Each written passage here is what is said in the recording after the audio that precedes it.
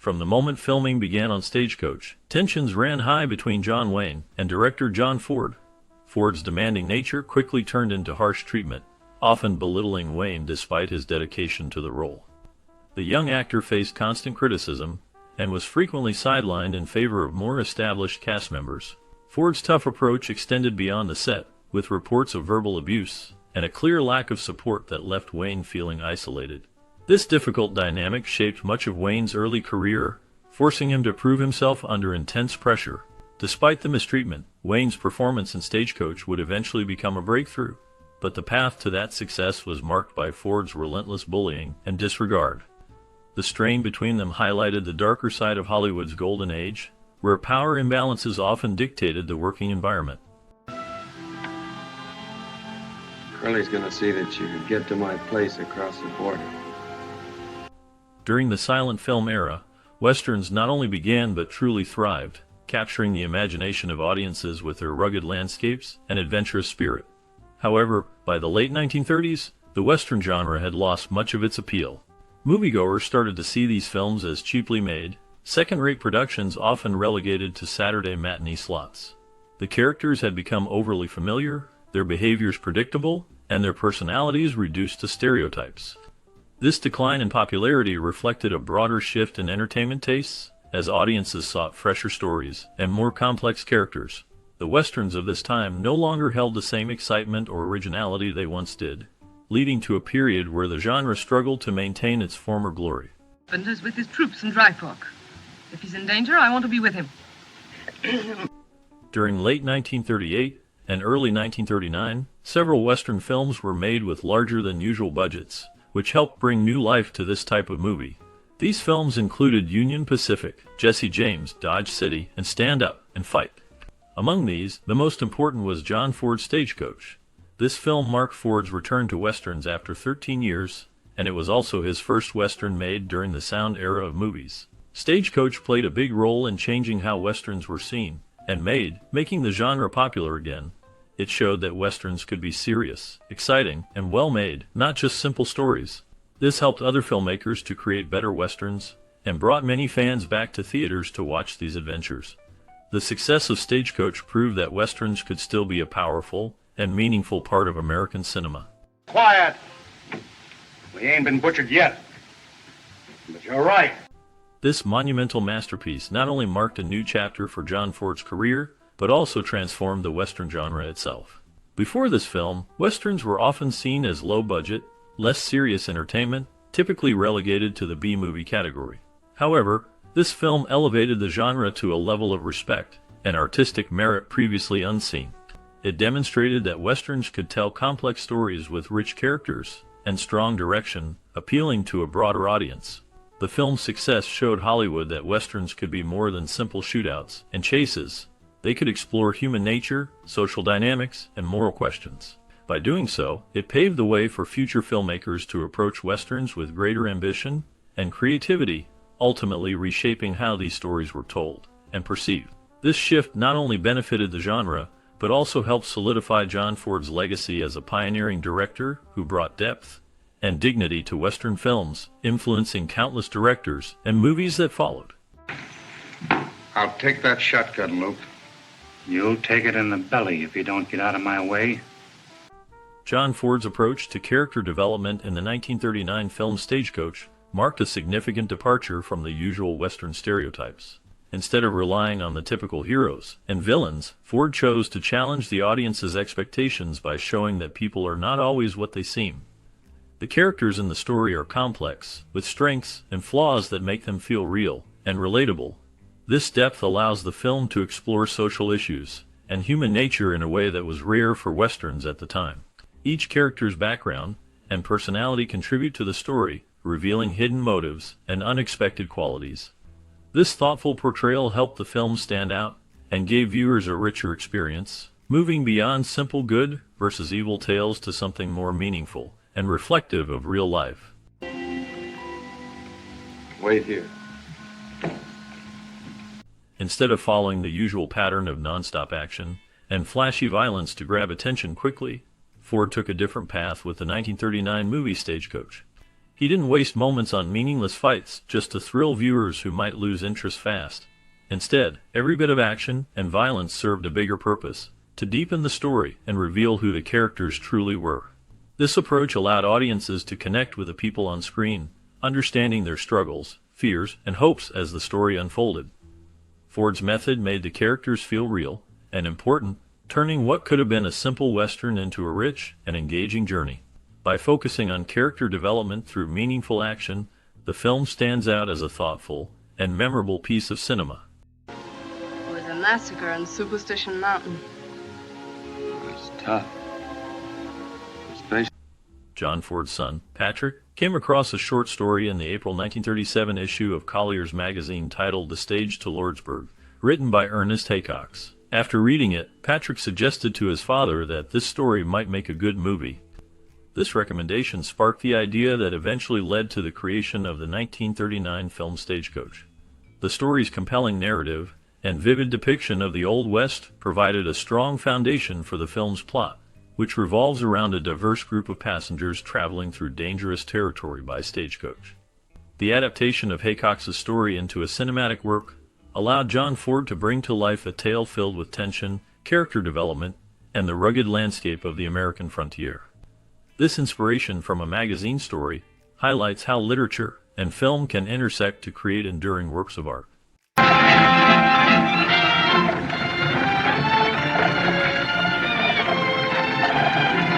A group of 9 strangers embarks on a journey by stagecoach to Lordsburg, located in the New Mexico Territory. As they travel, they face several unexpected challenges that test their resolve and character. One of the most dangerous moments comes when they are attacked by Apaches, forcing the passengers to confront their fears and work together to survive. Throughout the trip, the true nature of each person is revealed, showing who can rise to the occasion and who falters under pressure. The journey becomes more than just a physical trip. It is a test of courage, trust, and endurance as the travelers deal with the harsh realities of the frontier and the dangers that come with it. The story captures the tension and drama of the Old West, highlighting the strength and weaknesses of each individual in the face of adversity. They get going. And Lordsburg, maybe. All right, get going, Ringo. Mrs. Pickett, tell Billy the bug boat is on. Ford purchased the film rights for the story for $2,500, with some help from himself. After a wonderful screenplay was written by Dudley Nichols, Ford took the project to several Hollywood studios, including the biggest names like 20th Century Fox, MGM, Paramount, Columbia, and Warner Brothers. He even asked his good friend Joe Kennedy, who was connected with RKO Radio Pictures. However, every studio turned him down. Their main reason was that they believed there was no interest in westerns anymore. Another reason was Ford's insistence on casting John Wayne, a veteran of B-westerns, in a key role. Studios were unwilling to take a chance on Wayne, which contributed to their refusal. Despite these setbacks, Ford remained determined to bring the story to the screen. That's my wife, Yakima, my squaw. Yes, but she's savage. Si, senor. She's little. Ford remembered that producer Walter Wanger called him about one last movie he had to make under his United Artists contract. Wanger thought the story was pretty good and was considering big stars like Gary Cooper and Marlene Dietrich for the roles. Ford told him that this kind of film should not have a high salary budget because it was the type of movie that needed to be made for very little money.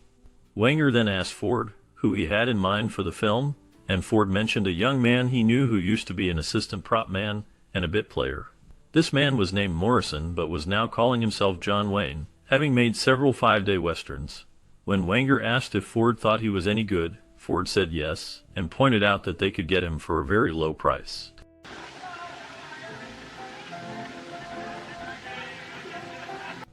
Wanger invested $250,000 into the film, ensuring that Claire Trevor received top billing. In 1939, she was the biggest star in the movie and earned the highest salary among the cast. The film also featured a strong supporting lineup, including Thomas Mitchell, John Carradine, Andy Devine, Louise Platt, George Bancroft, Donald Meek, and Barton Churchill.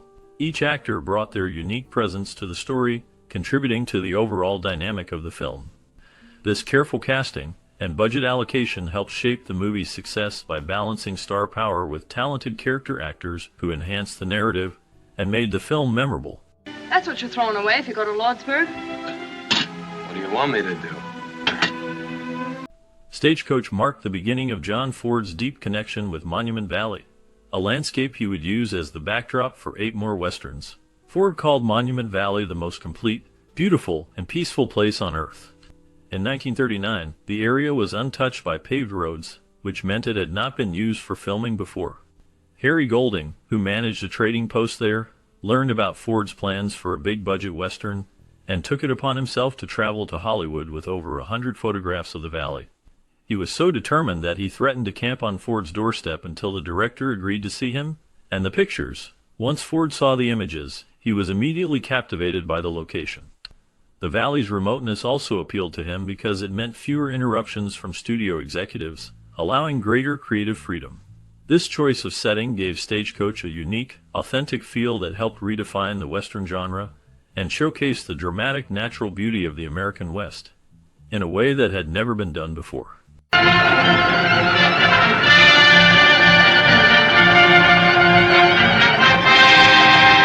The interior scenes of the Stagecoach were all filmed on a soundstage, allowing the filmmakers to control lighting and sound perfectly for the close quarters inside the vehicle. For the exterior shots, the opening town and the closing town of Lordsburg were both filmed at Republic Studios, a well-known location for Western movies. Interestingly, the ending was originally planned to be shot during the daytime, but the filmmakers decided to change it to nighttime. This change was made to hide the fact that they were using the same town for both the beginning and the end of the movie. By filming the final scenes at night, the filmmakers cleverly masked the repetition of the location, maintaining the illusion of 2 separate towns, and adding to the movie's authenticity and atmosphere. This bar open? Sure, all the times in your scene. The climactic chase scene in the 1939 movie Stagecoach was filmed over 3 intense days at the Lucerne dry lake bed in the Mojave Desert. This vast, arid landscape provided the perfect backdrop for the dramatic pursuit where Apache warriors relentlessly attacked the stagecoach. To bring authenticity and scale to the scene, director John Ford enlisted scores of local Native Americans to portray the Apache fighters. In fact, more than 200 Native Americans were hired specifically for this attack sequence, highlighting Ford's dedication to realism and his respect for the communities involved. His ongoing commitment to employing Native Americans in his westerns earned him the admiration of the Navajo people, who honored him with the nickname Tall Leader. This chase scene remains a powerful and memorable moment in the film, showcasing not only thrilling action, but also Ford's effort to provide meaningful work for Native actors during a time when such opportunities were rare.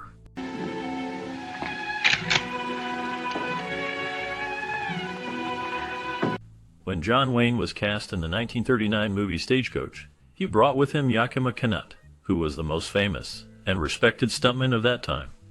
Their partnership was significant because many of the most realistic and convincing fight scenes seen in films since the mid-1930s were based on the techniques they developed together. Working closely in B-westerns before Stagecoach, Wayne and Makut crafted fight choreography that looked authentic and thrilling, setting a new standard for action sequences on screen. This collaboration not only enhanced the physicality of Wayne's performances, but also brought a fresh, dynamic energy to the Western genre. Their work influenced countless films that followed, demonstrating how stunt work and acting could blend seamlessly to create memorable and believable cinematic moments.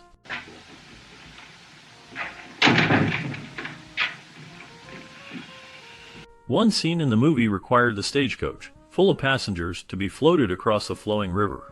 Technicians initially thought this was impossible to achieve. The director considered removing the scene from the script altogether. However, Yakima Makut came up with a clever solution. He suggested tying hollowed-out logs to the coach, which would increase its buoyancy and help offset the weight of the fully loaded coach. Additionally, an underwater cable was used to pull the coach through the river. This plan worked perfectly, allowing the scene to be kept in the film. The director was so impressed by Yakima's problem-solving skills and his ability to safely navigate this tricky situation that he gave Yakima full control over creating all the other stunts for the movie.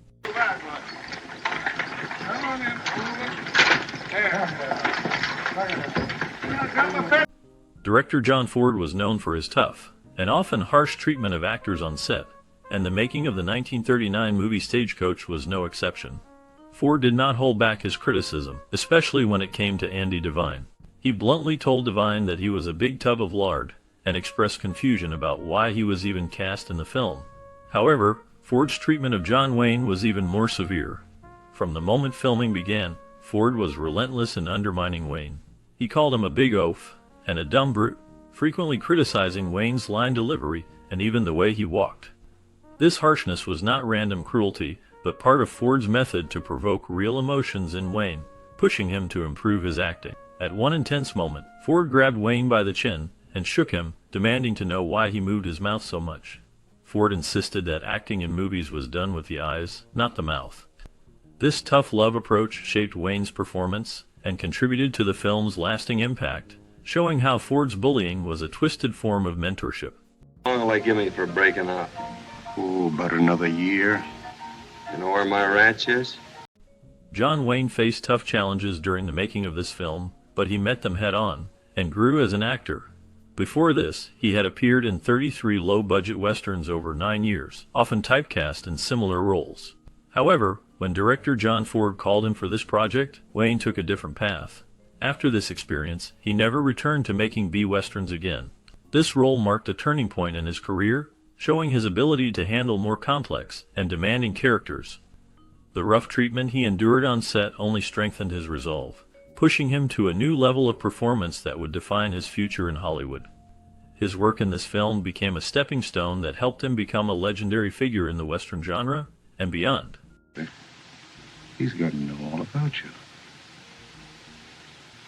Orson Wells was deeply captivated by the directing of the 1939 film Stagecoach. While preparing for his own film Citizen Kane, he reportedly watched Stagecoach over 40 times. He considered John Ford, the director of Stagecoach, to be his teacher. Although Wells had developed his own style, he saw Stagecoach as his movie textbook.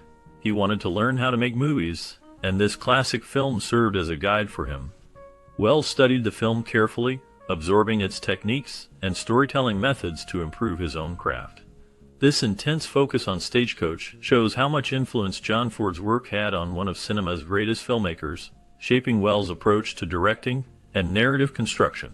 The fact that Wells returned to this film repeatedly highlights its importance as a masterclass in filmmaking that transcended its time.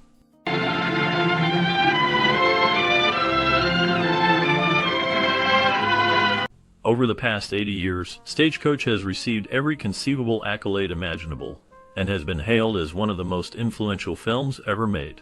However, watching it today, the film may not seem very original. This is because it sparked a wave of movies and television series that followed a similar formula, a diverse group of characters thrown together by chance, forced to face and survive an unexpected ordeal. This storytelling approach, which Stagecoach popularized, has become a classic narrative device used repeatedly across genres. Despite its familiarity now, the film's impact on cinema is undeniable, as it set the stage for countless stories that explore human nature, conflict, and cooperation under pressure. Its legacy lives on not only through direct remakes or adaptations, but also through the countless tales inspired by its groundbreaking structure, making it a cornerstone in the history of film storytelling. Lou, please don't! John Ford's work on Stagecoach revolutionized filmmaking and left a lasting mark on cinema history. His direction brought a new level of depth and style to the Western genre, elevating it beyond simple cowboy tales. The movie introduced audiences to a young John Wayne, whose performance hinted at the star he would become, even if this early role was not an immediate success. Ford's ability to capture the rugged landscape and complex characters set a standard that influenced countless films after. His vision and storytelling shaped how Westerns were made, blending action, drama, and human emotion in a way that felt fresh and exciting. Without Ford's creative leadership, Stagecoach might have been just another movie, but instead, it became a classic that changed how stories were told on the silver screen. Guess you was up kind of late, too. Hear you moving around. John Ford's 1939 film Stagecoach stands as a pivotal work in the Western genre, marking a significant turning point, both for the career of John Wayne and for the revitalization of Western cinema during a decade when the genre was largely dismissed. Adapted by Dudley Nichols from Ernest Haycock's story, itself inspired by Guy de Maupassant's Boule de Suif, the film brings together a diverse group of 6 passengers aboard a stagecoach traveling to Lordsburg. Each character carries distinct personal struggles, secrets, and social stigmas, creating a complex interplay of personalities under the strain of a dangerous journey pursued by Apache warriors. The film's narrative is enriched by Ford's keen interest in exploring moral qualities emerging from individuals marginalized or judged harshly by society. This thematic focus elevates Stagecoach beyond a simple action western, weaving intimate human drama into the vast, panoramic landscapes of Monument Valley. Ford's ability to balance thrilling sequences, such as the iconic Apache pursuit, with nuanced character studies is a hallmark of the film's enduring appeal. The tension between the characters' social statuses and their shared vulnerability under threat provides a rich canvas for examining prejudice and redemption. While the film adheres to some traditional Western tropes of its era, its depth in character development and moral complexity distinguishes it as a classic. The casting choices, particularly Ford's insistence on John Wayne as the Ringo Kid over more established stars like Gary Cooper or Joel McCrea, proved instrumental in launching Wayne's career and setting a new standard for Western heroes. Claire Trevor's portrayal of Dallas also adds layers of complexity to the film's exploration of societal judgment and personal dignity. Critically, Stagecoach has been recognized not only for its technical achievements, such as Burt Glennon's cinematography and Boris Moros's musical direction, but also for its narrative sophistication.